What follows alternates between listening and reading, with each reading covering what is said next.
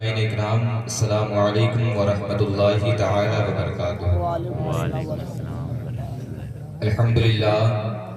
الحمدللہ رب العالمین والعاقبۃ للمتقین والصلاة والسلام علی رسولہ الکریم اما بعد فاعوذ باللہ من الشیطان الرجیم بسم اللہ الرحمن الرحیم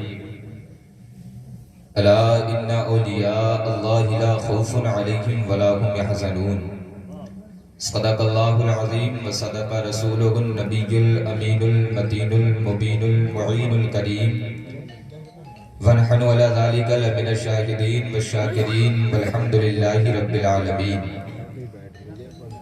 غوث اعظم بمن بے سر و سامہ مدد، قبلہ دی مدد، کعبہ ایما مدد، بگرداب بلا افتادہ کشتی، ضعیفانو شکستہ رات پشتی، بحق خواجہ عثمان ہارون مدد کن مدد کن مدد کن یا معین الدین چشتی۔ قادریم نعرہ یا غوث اعظم می زنم، دمد شیخ احمد رضا خان قطب عالم می زنم۔ ہمیں کرنی ہے شہنشاہ بدھا کی رضا جوئی، وہ اپنے ہو گئے تو رحمت پروردگار اپنی۔ ہم کہیں کے نہ رہے ذلت و خالی کی قسم، جس وقت سے اللہ کے محبوب کا دامن چھوڑا۔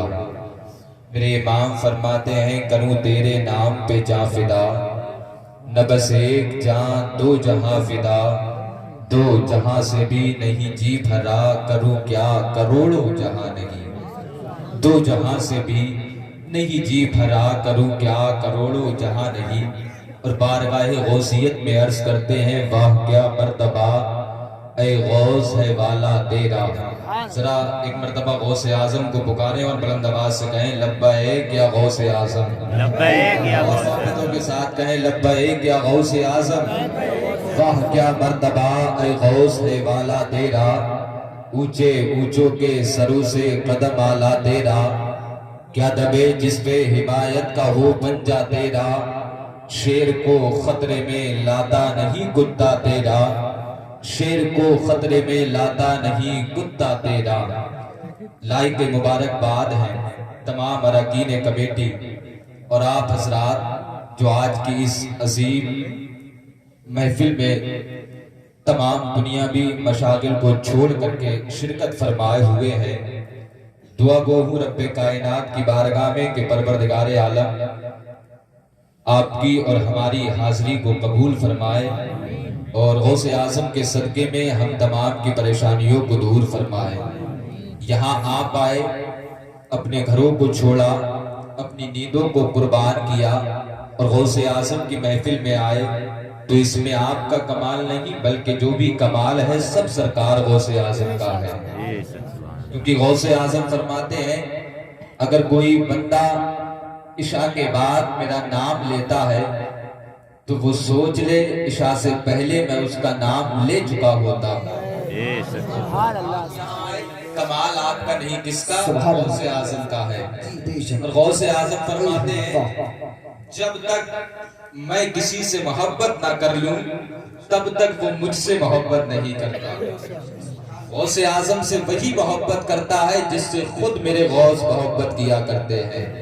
اب ذرا ایک مرتبہ جتنی اپنے آقا سے محبت کرتے ہیں اتنی بلند آواز کے ساتھ درود پاک پڑھیں اللہم صلی علی سیدنا و مولانا محمد وآلہ وسلم صلو علیہ السلام علیکہ یا رسول اللہ صلی اللہ تعالی علیہ وسلم۔ آپ دیکھ رہے ہیں ممبر نور پر شاعر اہل سنت عقیل رضا صاحب قبلہ تشریف فرما ہے، میرے بعد آپ انہیں سماعت کریں گے۔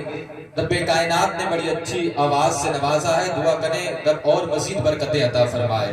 بس احباب کے حکم پر ان کے حکم کی تعمیل کرتے ہوئے چند لمحات کے لیے آپ کے روبرو آیا، کچھ بارگاہ غوثیت میں عرض کرنے کی جسارت کرتا ہوں۔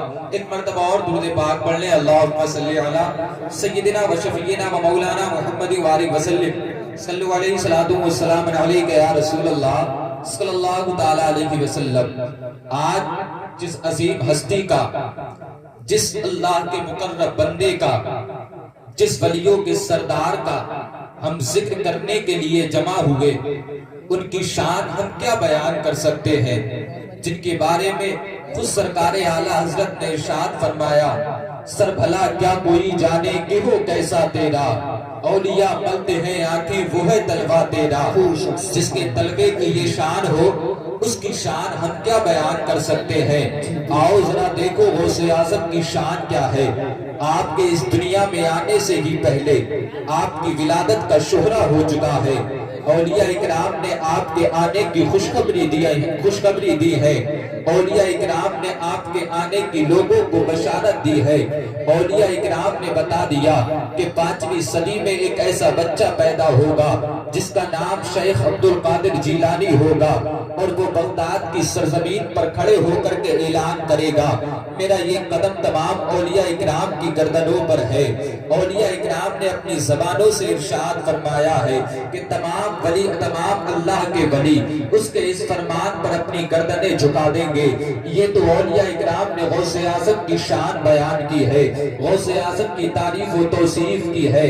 آؤ چلتے ہیں مدینے والے کی بارگاہ کی طرف، آؤ رخ کرتے ہیں مصطفیٰ کی بارگاہ کی طرف، آؤ ذرا مصطفیٰ کی بارگاہ میں چلتے ہیں اور اپنے غوث کی شان کو ملاحظہ فرماتے ہیں۔ میرے نبی ایک دن حجرہ فاطمہ میں داخل ہوئے ہیں۔ حجرہ فاطمہ میں تمام لوگ موجود ہیں۔ حضرت علی بھی حجرہ فاطمہ میں ہے، حضرت امام حسن بھی حجرہ فاطمہ میں ہے، حضرت امام حسین بھی حجرہ فاطمہ میں ہے۔ میرے نبی کے مبارک قدم حجرہ فاطمہ میں پڑے ہیں۔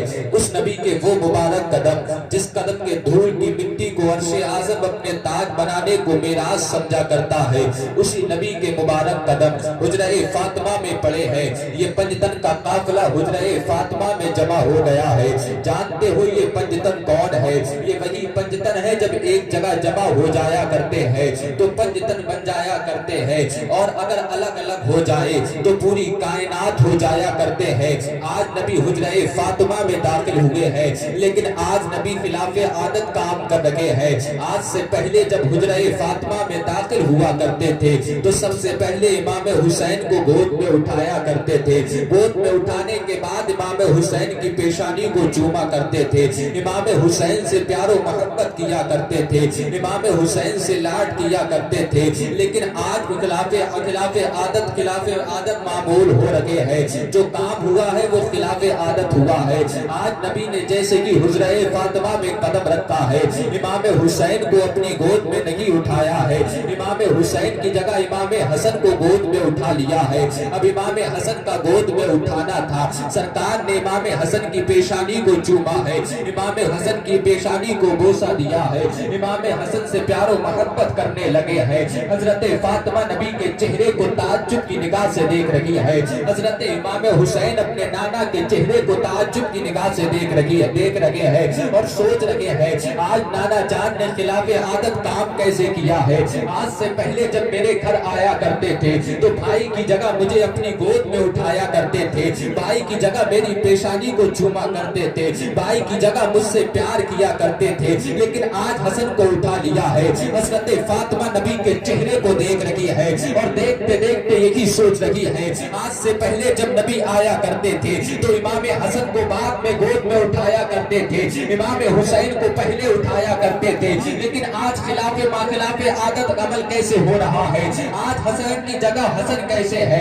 حضرت فاطمہ نبی کے چہرے کو دیکھ رہی ہے اور یہ تمام باتیں آپ کے ذہن میں چل رہی ہے۔ میرے نبی حضرت امام حسن کی پیشانی کو چومتے ہیں، امام حسن سے محبت کر رہے ہیں، امام حسن سے پیار کر رہے ہیں۔ اسی درمیان میں نبی کی نظر چہرہ فاطمہ پر پڑی ہے، نبی کی نظر چہرہ فاطمہ پر گئی ہے، نبی نے چہرہ فاطمہ کو دیکھا ہے، دیکھنے کے بعد پہچان لیتے ہیں کہ حضرت فاطمہ کے ذہن میں کیا چل رہا ہے، حضرت فاطمہ کیا سوچ رہی ہے، اور نبی پہچانتے بھی کیسے نہ، نبی حضرت فاطمہ کی ذہن کے بات کو جانتے بھی کیسے نہ۔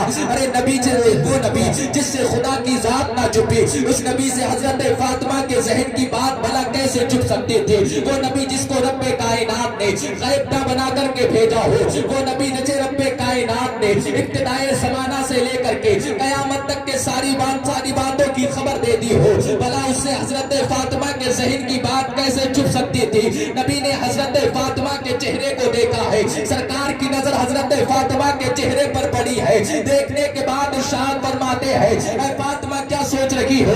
یہی سوچ رہی ہو نا کہ آج حسین کی جگہ حسن کو گود میں کیسے اٹھا لیا ہے، آج حسین کی جگہ حسن کی پیشانی کو کیوں چوم رکھے ہیں، آج حسین کی جگہ حسن کو گود میں کیوں لے لیا ہے؟ تو فاطمہ سنو، اس کی وجہ یہ ہے کہ میرے پاس جبریل آئے ہیں، آنے کے بعد خبر دی ہے، جبریل نے بتایا تھا اور عرض کی تھی یا رسول اللہ آپ کے ایک نواسا جس کا نام امام حسین ہے اس کی نسل سے بڑے بڑے ائمہ تشریف لائیں گے، بڑے بڑے اصفیاء تشریف لائیں گے، بڑے بڑے اولیاء اکرام تشریف لائیں گے، امام حسین کی نسل سے امام زین العابدین بھی آئیں گے، امام جعفر صادق بھی آئیں گے، امام باقر بھی آئیں گے، یہ تمام ائمہ حضرت امام حسین کی نسل سے آئیں گے۔ اے فاطمہ آج حسن کو پیار کرنے کی، حسن کی پیشانی چومنے کی وجہ یہ ہے کہ جبریل نے بتایا ہے جہاں بڑے بڑے ائمہ، بڑے بڑے اولیاء، بڑے بڑے اصفیاء، بڑے بڑے اتقیاء امام حسین کی نسل سے آئیں گے، وہی اللہ کا ایک بندہ ایسا بھی ہوگا جو ان تمام ائمہ کا سردار ہوگا، تمام اولیاء کا سردار ہوگا، تمام اصفیاء کا سردار ہوگا، تمام ولیوں کا سردار ہوگا، وہ امام حسن کی نسل سے تشریف لائے گا۔ فاطمہ یہ بھی سن لو اس کا مقام و مرتبہ تمام اولیاء اکرام کے درمیان ایسے ہی ہوگا جیسا کہ میرا تمام نبیوں کے درمیان میں ہے۔ اے فاطمہ آج حسن کو پیار کرنے کی، حسن کی پیشانی چومنے کی وجہ یہ ہے کہ حسن کی نسل سے کوئی اور نہیں بلکہ عبد القادر تشریف لائے گا، اس لیے آج حسن کی پیشانی کو بوسہ دے گا۔ سبحان اللہ، نعرہ تکبیر، نعرہ رسالت، عشق محبت، عشق محبت، عشق محبت، عشق محبت۔ مولانا آصف رضا مندری صاحب قبلہ، مولانا آصف رضا مندری صاحب قبلہ، نعرہ تکبیر، نعرہ رسالت، زندہ باد۔ کیا کہنے آصف بھائی، واہ واہ، زندہ باد، سبحان اللہ۔ حسن سے پیار کرنے کی وجہ یہ ہے کہ عبد القادر حسن کی نسل سے تشریف لائے۔ اپنی ناز کرو اپنی قسمت پر، فخر کرو اپنی قسمت پر کہ نبی ملا وہ بھی نبیوں کا سردار اور ولی ملا وہ بھی ولیوں کا سردار۔ ہم سے بڑا خوش قسمت کون ہے؟ آؤ شان غوث اعظم دیکھنی ہے نا، بتاؤ ان لوگوں کو جو اولیاء اکرام کی شان پر پھونکتے ہیں، اولیاء اکرام کی شان میں گستاخیاں کرتے ہیں، وہ بھلا کیا جانے جو اولیاء اکرام کی شان میں گستاخیاں کرتے ہیں، وہ اولیاء کے مقام و مرتبہ کو کیا جانے۔ اگر اولیاء کی شان پوچھنی ہے آؤ تو کسی سنی کے بچے سے پوچھ لو، وہ بتائے گا اللہ کے ولیوں کی شان کیا ہوا کرتی ہے۔ یہی غوث اعظم ہے۔ بس آخری بات کہہ کے رخصت ہوتا ہوں، آؤ ذرا ان کا مقام و مرتبہ دیکھو۔ غوث اعظم ایک مرتبہ مکے کی سرزمین پر گئے، تمام مکہ کے عالم دین مفتیان اکرام آ کر کے سرکار غوث اعظم کے پاس بیٹھ گئے اور اپنے اپنے سوالات کرنا شروع کر دیے۔ سرکار غوث اعظم نے سب کے جواب دیے۔ پھر اس کے بعد میں جو مکہ کے سب سے ٹاپ کلاس کے مفتی تھے، سب سے بڑے مفتی سرکار غوث اعظم کے پاس آئے۔ آنے کے بعد سوالات کا سلسلہ جاری ہوا۔ سرکار غوث اعظم نے تمام سوالوں کے جواب دے دیے۔ اس کے بعد سرکار غوث اعظم نے ارشاد فرمایا، اے مفتی مکہ تم نے تو تمام سوال کر لیے، اب میں چاہتا ہوں کہ ایک سوال میں بھی تم سے کروں۔ مفتی مکہ نے کہا جی حضور ارشاد فرمائیں۔ اب ذرا سوال غور سے سننا، پھر اس کے بعد جواب بھی غور سے سننا۔ سرکار غوث اعظم نے ارشاد فرمایا، اے مفتی مکہ یہ بتاؤ، سرکار نے جب ظاہری طور پر اس دنیا سے انتقال فرمایا، میرے نبی نے ظاہری طور پر جب پردہ فرمایا تو سرکار کو جب غسل دیا گیا وہ غسل کا بچا ہوا پانی کہاں گیا؟ اب جب مفتی مکہ نے یہ سوال سنا، سننے کے بعد عرض کرتے ہیں حضور آج تک میری نظر سے یہ سوال نہ گزرا، میرے گھر لائبریری ہے، اگر آپ اجازت دیں تو میں جا کر کے کتابوں کا مطالعہ کروں، ہو سکتا ہے کسی کتاب میں اس کا جواب مل جائے۔ غوث اعظم نے فرمایا جاؤ اپنے گھر جاؤ۔ مفتی مکہ اپنے گھر آئے، بڑی بے چینی تھی، بڑی بے چینی کا عالم تھا۔ سوچنے لگے سرکار غوث اعظم نے بڑا مشکل سوال پوچھ لیا ہے، اب جواب تلاش کرنا شروع کیا۔ پوری رات یوں ہی کتابیں ادھر سے ادھر کرتے رہے، کتابوں کے اوراق پلٹتے رہے، لیکن سوال کا جواب نہ مل سکا۔ جب سوال کا جواب نہ مل سکا، ساری کتابوں کے اوراق پلٹ کر کے دیکھ لیے، ساری کتابوں کو پڑھ کر کے دیکھ لیا، لیکن جواب حاصل نہ ہو سکا۔ اب لو لگائی ہے مدینے والے کی بارگاہ کی طرف، آئے ہیں، آنے کے بعد وضو کیا ہے، وضو کرنے کے بعد 2 رکعت نماز نفل پڑھتے ہیں، 2 رکعت نماز نفل ادا کی ہے، نماز ادا کرنے کے بعد ہاتھ میں تسبیح لی ہے اور مدینے والے کی بارگاہ میں درود پڑھنا شروع کر دیا ہے، مدینے والے کی بارگاہ میں درود کا ورد کرنا شروع کر دیا ہے۔ مفتی مکہ درود پڑھتے جا رہے ہیں، بس اسی عالم میں آپ کی آنکھ لگ گئی ہے۔ جیسے ہی آنکھ کا لگنا ہوا، مفتی مکہ کی بے قسمت کا ستارہ بلند ہو جاتا ہے۔ کیا دیکھتے ہیں سرکار خام میں تشریف لائے ہیں، لانے کے بعد ارشاد فرماتے ہیں، اے مفتی مکہ ذرا یہ بتاؤ مجھے کس لیے یاد کیا ہے، مجھے کس لیے بلایا ہے۔ مفتی مکہ نے جب خواب میں سرکار کو دیکھا، کیا دیکھتے ہیں کہ سرکار علیہ الصلوۃ والتسلیم تشریف لائے ہیں اور آپ کے دائیں جانب ایک نورانی چہرے والے بزرگ کھڑے ہیں۔ ایسا نور ان کے چہرے سے ظاہر ہو رہا ہے کہ مفتی مکہ کی نگاہیں ان کے چہرے پر جم نہیں رہی ہیں۔ سرکار جس نے ارشاد فرمایا، اے مفتی مکہ ذرا یہ بتاؤ کس لیے یاد کیا ہے۔ مفتی مکہ کہتے ہیں، حضور بس فریاد اتنی سی ہے، عبد القادر بغداد سے تشریف لائے ہیں، میں نے بہت سے سوالات کیے، انہوں نے سوال کے جواب دے دیے، لیکن انہوں نے ایک سوال کیا تھا، حضور ذرا آپ کرم فرما دے اور اس کا جواب مجھے بتا دے۔ میرے نبی ارشاد فرماتے ہیں، سوال بتاؤ کیا کیا ہے۔ مفتی مکہ عرض کرتے ہیں، حضور سوال یہ ہے کہ جب آپ نے ظاہری طور پر اس دنیا سے پردہ فرمایا تھا، آپ کو جس پانی سے غسل دیا گیا تھا وہ پانی بچ گیا، آخرکار وہ پانی گیا تو گیا کہاں؟ مفتی مکہ نے سوال رسول کی بارگاہ میں عرض کیا ہے۔ سرکار ارشاد فرماتے ہیں، اے مفتی مکہ تمہارے سوال کا جواب میرا یہ بیٹا دے گا۔ مفتی مکہ پھر عرض کرتے ہیں، حضور آپ جواب ارشاد فرماتے۔ سرکار نے ارشاد فرمایا، اے مفتی مکہ تیرے اس سوال کا جواب میرا بیٹا دے گا۔ مفتی مکہ پھر اصرار کرتے ہیں، یا رسول اللہ آپ سوال کا جواب بتا دے۔ سرکار ارشاد فرماتے ہیں، اے مفتی مکہ تیرے سوال کا جواب میرا بیٹا دے گا۔ اب مفتی مکہ نے لو لگائی ہے اس بزرگ کی طرف جو سرکار کے داہنی جانب کھڑے ہوئے ہیں، چہرے سے ایسا نور ظاہر ہے کہ مفتی مکہ کی نگاہیں ان کے چہرے پر نہیں جم رہی ہے، اور عرض کرتے ہیں، حضور آپ ہی بتا دیں کہ سرکار کو جب ظاہری طور پر اس دنیا سے انتقال فرمایا تھا، سرکار کو غسل دیا تھا، جو پانی بچ گیا تھا، آخرکار وہ کیا ہوا ہے؟ اب سرکار کے داہنی جانب جو بزرگ کھڑے ہیں جسے سرکار نے اپنا بیٹا کہا تھا اور مفتی مکہ سے کہا تھا تمہارے سوال کا جواب میرا یہ بیٹا دے گا، وہ ارشاد فرماتے ہیں، اے مفتی مکہ سنو، جب سرکار نے ظاہری طور پر اس دنیا سے پردہ فرمایا تھا، سرکار نے جب ظاہری طور پر اس دنیا کو الوداع کہا تھا، تو سرکار کو جب غسل دیا گیا تھا تو جو غسل کا پانی بچا تھا اسے رب کے حکم سے تمام فرشتوں نے آسمان پر اٹھا لیا تھا، اور اٹھانے کے بعد بارگاہ رب میں عرض کی تھی، اے پروردگار عالم تیرے رسول کو غسل دیا گیا ہے، اس کا یہ پانی بچ گیا ہے، آخرکار تو ہی بتا اس کا کیا کیا جائے؟ جو رب کائنات نے ارشاد فرمایا تھا اسے زمین پر پھیلا دو، اور جہاں جہاں بھی اس کا قطرہ گر جائے وہاں پر مسجدیں آباد کر دو، اور قیامت تک کے لیے جہاں پر میرے رسول کے غسل کا پانی گرے گا وہاں پر مسجدیں بنا دی جائیں گی۔ مفتی مکہ نے جواب سنا ہے، سننے کے بعد آنکھ کھل جاتی ہے، فجر کی نماز ادا کی ہے، اب صبح سویرے نماز فجر ادا کرنے کے بعد بارگاہ غوثیت میں پہنچ گئے ہیں، سینہ فخر سے چوڑا ہے، اور وہ اس لیے کہ سوال کا جواب مل گیا ہے، بڑی چہرے پر خوشحالی نظر آ رہی ہے، مسرت و شادمانی چہرے پر نظر آ رہی ہے،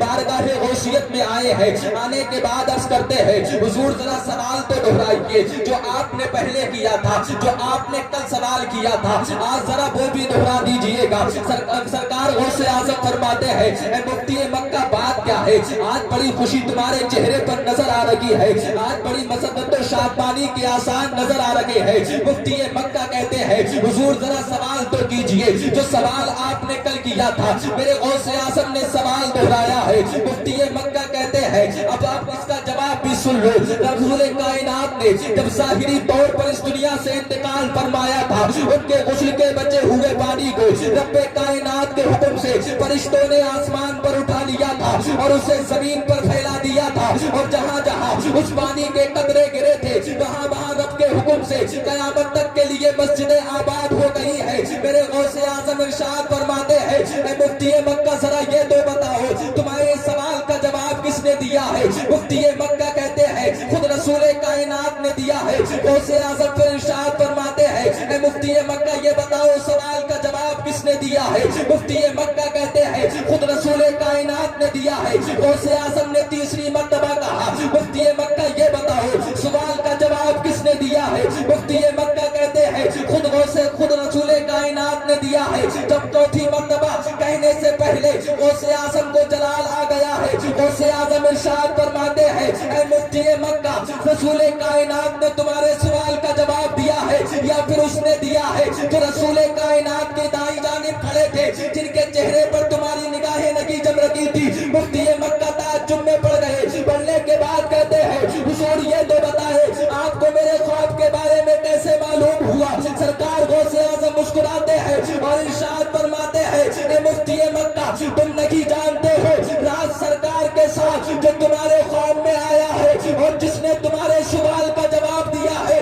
وہ کوئی اور نہیں تھا بلکہ میں ہی عبد القادر تھا جو تمہارے خواب میں آ کر کے تمہارے سوال کا جواب دیا ہے۔ اسی لیے بریلی کا امام فرماتے ہیں بریلی کے امام بارگاہ غوثیت میں عرض کرتے ہیں واہ کیا مرتبہ اے غوث ہے والا تیرا اونچے اونچے کے سروں سے قدم والا تیرا ارے سر بھلا کیا کوئی جانے کے ہو کیسا تیرا اولیاء ملتے ہیں آگے وہ ہے تلوارے نعرہ تکبیر، نعرہ رسالت، عشق محبت، عشق محبت، عشق محبت، عشق محبت۔ مولانا عاصم رضا بندری صاحب ابلا، مولانا عاصم رضا بندری صاحب ابلا، جشن غوثی ورا، جشن غوثی ورا، نعرہ تکبیر، نعرہ رسالت۔ یہ شان ہے سرکار غوث اعظم کی۔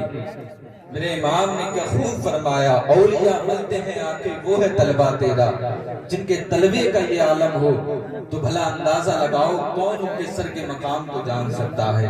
غوث اعظم کی آج آپ نے محفل سجائی ہے، لائق مبارکباد ہیں آپ حضرات، بہت مبارکباد کے لائق ہیں۔ آپ نے غوث اعظم کے جلسے کو سجایا لیکن میرے پیارے اس رات میں آپ غوث اعظم کی محفل میں حاضر ہوئے ہیں تو جب یہاں سے جائیں تو عہد کر کے جائیں کہ آج سے سیرت غوث اعظم کو اپنائیں گے اور اپنی زندگی سرکار غوث اعظم کی سیرت میں ڈھالنے کی کوشش کریں گے، اور جہاں سرکار غوث اعظم نے جس بات کا حکم دیا ہے اسی بات پر ان کی باتوں پر عمل کریں گے۔ میرے پیارے آپ سرکار غوث اعظم کی زندگی کو دیکھیں کہ کس طرح سرکار غوث اعظم نے مصیبتوں اور پریشانی کا سامنا کر کے علم دین حاصل کیا، کس طرح سرکار غوث اعظم نے ساگ پات کھا کر کے ساگ سبزیاں کھا کر کے علم دین حاصل کیا۔ 25 سال تک سرکار غوث اعظم نے بیابانوں میں عبادت کی، تب کہیں جا کر کے سرکار غوث اعظم نے دین الہی کی نشر و اشاعت کی ہے۔ میرے پیارے آؤ غوث اعظم کے دامن کو تھام لو، غوث اعظم کے دامن کو پکڑ لو۔ آج غوث اعظم کی محفل میں آئے ہو، یہاں سے جب جاؤ تو عہد کر لینا کہ اپنی زندگی کو سیرت غوث اعظم میں ڈھالیں گے اور نمازوں کی پابندی کریں گے، اور اگر ہم نہ پڑھ سکے، ہم علم دین حاصل نہ کر سکے تو کم سے کم اپنے بچوں کو دین کی اتنی تعلیم تو دلا دیں گے کہ ہمارے مرنے کے بعد ہماری قبر پر جا کر کے فاتحہ پڑھ سکے، ہماری قبر پر جا کر کے ہمارے لیے دعائیں مغفرت کر سکے۔ پیارے اسلامی بھائیو، سیرت غوث اعظم کو اپناؤ، غوث اعظم کے فرامین پر عمل کرو، پھر دیکھنا تمہاری زندگی کس طرح پرسکون ہوتی ہے، تمہاری زندگی میں کس طرح بہاریں آتی ہیں۔ آؤ تم بھی علم دین سیکھو اور اپنے بچوں کو بھی علم دین سکھاؤ، اور دیکھو غوث اعظم نے کتنی پریشانیاں حاصل کی ہیں، جبکہ آپ مادر ذات بنی تھے، اللہ کے ایسے بنی تھے جو ماں کے شکم سے 17 یا 18 باروں کے حافظ پیدا ہوئے تھے، لیکن پھر بھی سرکار غوث اعظم نے علم دین حاصل کیا اور اپنے ماننے والوں کو یہ پیغام دیا کہ علم دین حاصل کرنا چاہے زندگی میں اس راستے میں کتنی بھی مشکلیں آ جائیں جائے لیکن دین متین کی راہ کو نہ چھوڑنا. سرکار غوث اعظم کی سیرت کو اپناؤ اور ان کی زندگی کو اپنی زندگی کو ان کی زندگی کے سانچے میں ڈھالنے کی کوشش کرو. پھر تمہاری زندگی پرسکون ہوگی, دنیا بھی تمہاری خوشحال ہوگی اور مرنے کے بعد تمہیں آخرت میں بھی کامیابی حاصل ہوگی. رب کائنات ہم تمام کو غوث اعظم کے فیضان سے مالا مال فرمائے, غوث اعظم کی سیرت پر چلنے کی توفیق عطا فرمائے. جو کچھ میں نے عرض کیا اس پر پہلے مجھے اور پھر آپ کو عمل کرنے کی توفیق عطا فرمائے. سارا مجمع بلند آواز سے کلمہ طیبہ پڑھ لے, لا الہ الا اللہ محمد رسول اللہ. السلام علیکم.